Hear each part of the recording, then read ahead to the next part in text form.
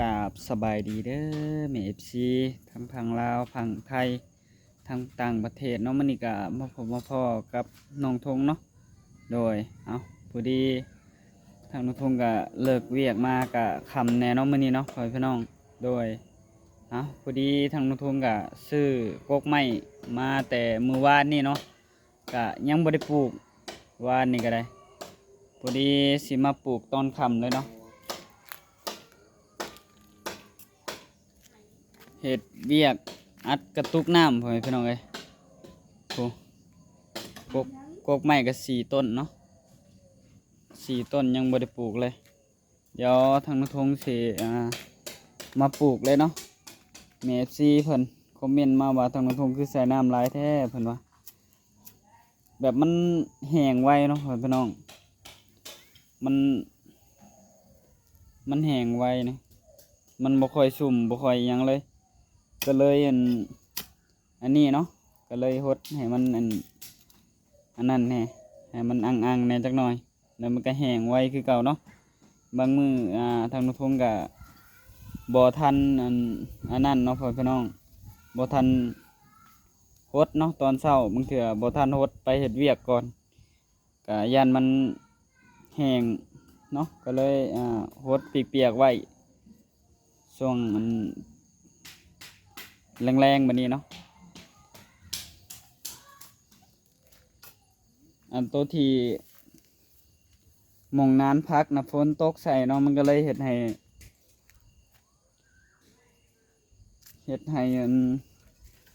เป็นห้องพ่อพี่น้องเอ้ยเห็ดให้เป็นห้องเนาะมาปลูกกกไม้อยู่หมองอันนี้เนาะอยู่ใกล้เสาไฟพ่อพี่น้องเอ้ยไปปลูกกันเลยเนาะทางทุ่งฉิดปลูกกันมากยังเพิ่นเดินนะทางทุ่งก็ลืมเลย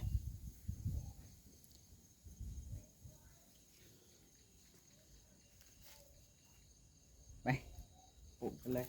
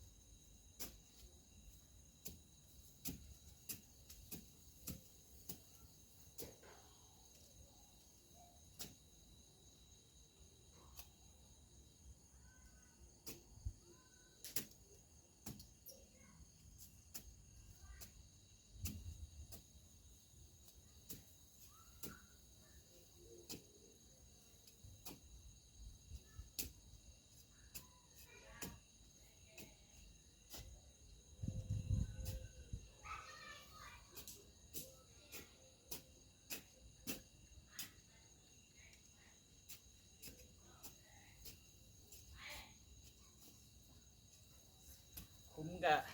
อยากใหญ่น้อยนึงเนาะเอาบวกเป็นยังทงเห็ดคุ้มใหญ่ๆเนี่ยเพราะมันจัง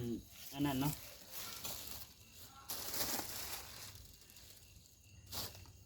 เพิ่นซ้ำมาเนาะกกไง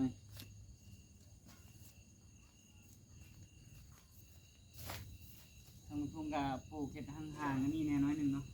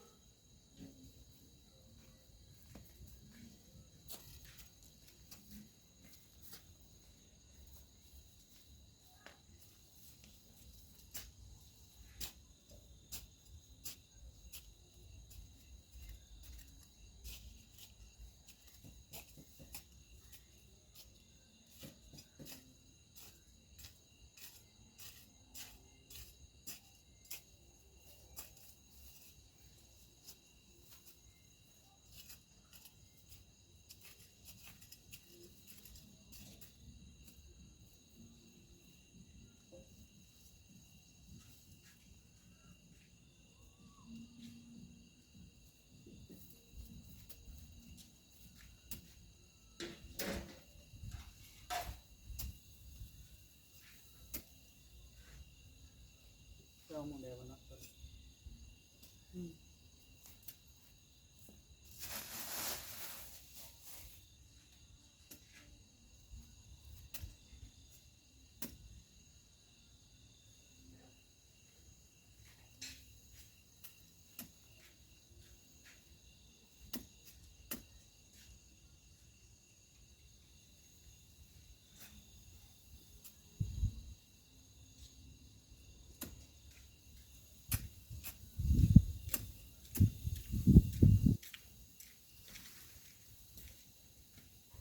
เอามึงได้ต้นยังไง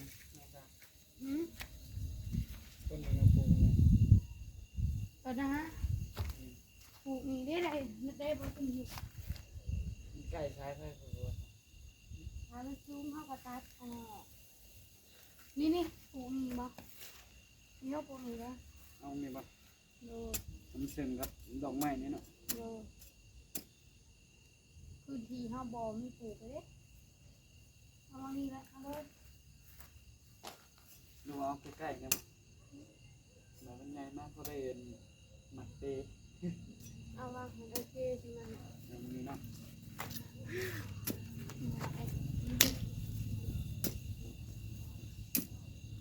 ให้ทงเพิ่นคุดคุมปลูกต้นไม้ตอนกลางคืนเลยเนาะเพิ่นมาฮอดแล้วเพิ่นก็ปลูกเลยเนาะเสียงที่มาดูว่าคอยละบัดนี้เฮ็ดเวียกมาก็ปลูกต้นไม้เลยให้ทง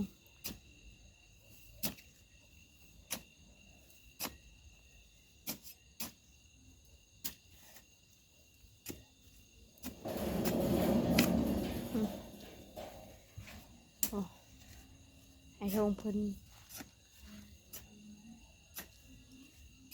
ดอกอุไรทองกะเป็นดอกคือเนาะดอกเริ่มร้ายเลยดอกอุไรทองนี่เลยเดี๋ยวทางน้องสาวจะให้เบิ่งดอกอุไรทอง เริ่มออกดอกทุกมือเนาะดอกอุไรทองนี่เลยตัวนี้กะเต็มอันนี้เลยเนาะหงาหนึ่งนี่เลยไอ้ทงเพิ่นกะมาแล้วก็ปลูกต้นไม้เลยไอ้ทง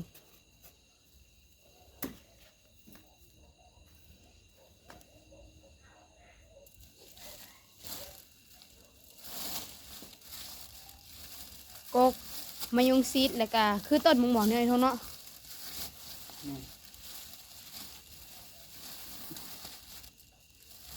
เอาลมไปเลยหมากหล่นในไอ้ทงอะนะฮะหมากส้มโอหล่นทางพี่นี่นะหมากหน่อยนะ ยามันแหละ เลย มันบ่ติดมันโดนนี้ต้นมันยังน้อยอยู่มันบ่ติด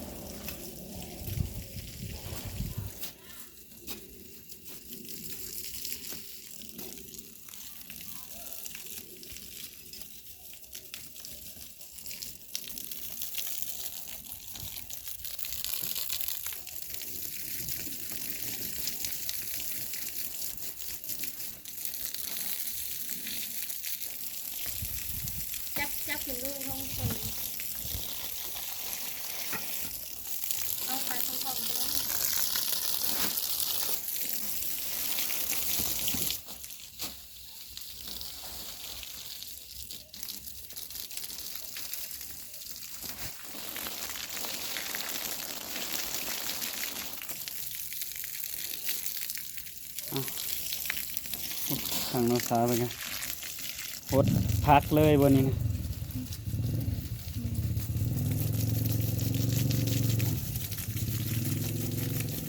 กดในอยเดียวเนาะเห็นแม่เอฟซีคนแนะนำมาว่ามาให้โหดร้ายน้อยทงเนาะ แม่น ทางน้องสาวก็อ่านเด้อเป็นแม่นทางน้องสาวก็ได้อ่านคอมเมนต์ทางน้องสาวก็อ่านคอมเมนต์อยู่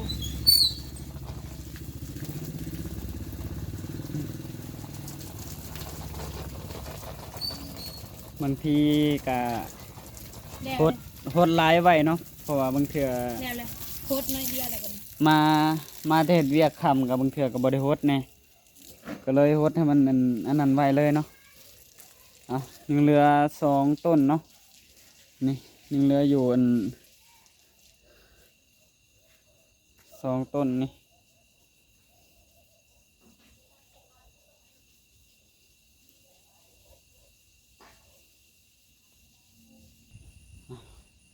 มาทางน้องทงก็สิมาปลูกทางนี้ต่อเนาะพ่อพี่น้องทางหลังผัดยันในอนาคตเนาะบางเทื่อมีแนวเห็ดก่อหันก่อนี่บางทีได้บักต้นไม้เนาะทางน้องทงก็เสียดายเนาะถ้าว่าบักหรือว่ากลนออกก็ได้ในอนาคตบางเทื่อผัดได้เห็ดแนวอื่นไปนำเนาะพ่อพี่น้องทางหลังบ้านก็ได้ทางน้องทงก็เลยเอามาปลูกทางนี้เนาะต้นหนึ่งทางหลังไปขุดเลย ตอนแรกทางน้องทุ่งก็อยากปลูกเบิด2ต้นอยู่ในนี่เนาะเพราะว่าทางหลังบ้านผัดยันไปกันเลยเนาะใส่เลยเสียมไปเอามาในเสียมเดี๋ยวผมไปมาทางน้องทุ่งสิปลูกเลยเนาะปลูกอยู่นี่ต้นหนึ่งให้พี่น้องเลยเพราะว่าอยู่ในนี่มันว่างเนาะก็เลยสิปลูกใส่ต้นหนึ่งแล้วก็ไปหาปลูกอยู่ทางพุ่นอีกต้นหนึ่งเนาะมองทางหลังบ้าน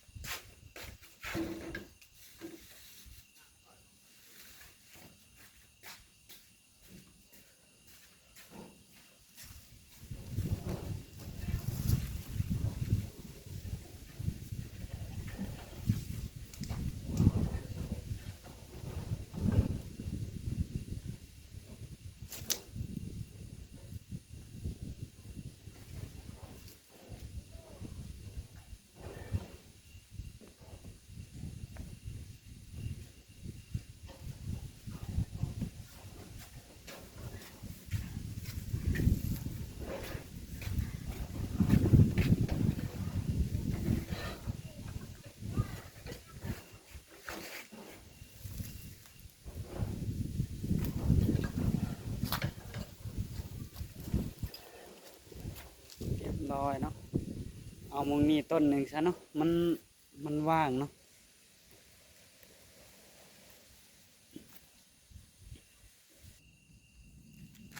บาทนี่เนาะโดยทางน้องทงก็ไปเบิ่งแล้วทางหลังปลูกบ่ได้เนาะพี่น้องมีทางขี้เหยื่อบัดบางเทื่อทางน้องทงอันจูดขี้เหยื่อย่านมันลวกกกอันนี้เนาะพี่น้องเนาะก็เลยมาปลูกหม่องอันนี้เลยหม่องกองดินทรายเลยเนาะหม่องนี้รู้สึกว่ามันว่างๆแน่เนาะพี่น้องก็เลยสิมาปลูกไว้หม่องนี้เนาะตามที่น้องทงคิดเบิ่งแล้วก็หม่องนี้นี่น่าจะบ่ได้เฮ็ดอีหยังเนาะพี่น้องก็เลยสิมาอันนี้เลยปลูกหม่องนี้เลย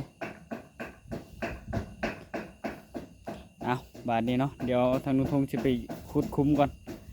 ทางหลังบ้านนี่รู้สึกว่ามันอยากอันนั้นแน่เนาะพี่น้องเนาะมันยากแน่เอามองนี้เลยมองที่น้องทงคิดไว้นี่ถือว่าน่าจะโอเคเนาะพี่น้องโดยไปกันเลยเนาะพี่น้องโดย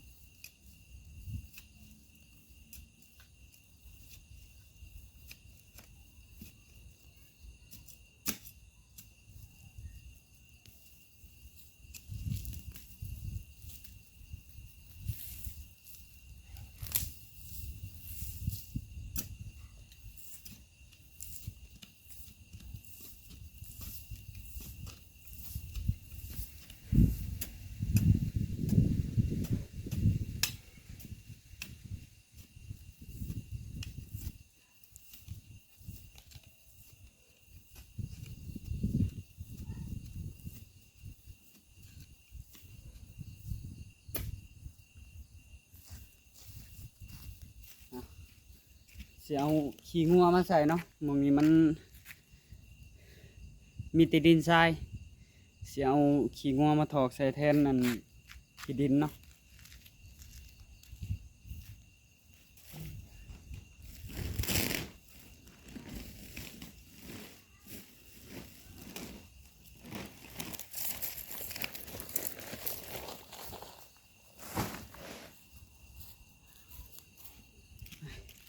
เอาถ่านพร้อมเนาะเอาถ่านใส่น้ำอันที่เพิ่นปลูกนี่ก็น่าจะเป็นถ่านน้ำเนาะเพิ่นปลูกเอาถ่านน้ำเนาะดำๆมัน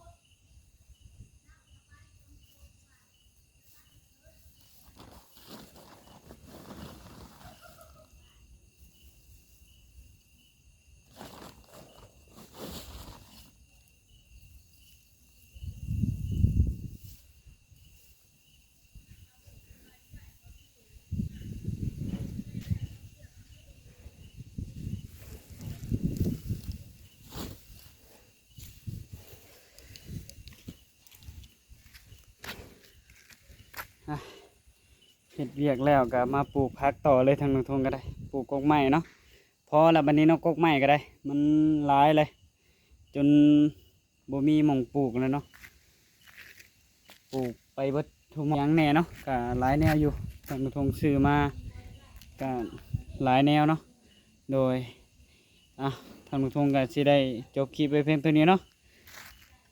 เดี๋ยวมาพบมาพอกันในคลิปหน้าเนาะในคลิปนี้ทางน้องทงก็สิได้ลาไปก่อนเนาะพี่น้องเนาะก็ขอบคุณเนาะ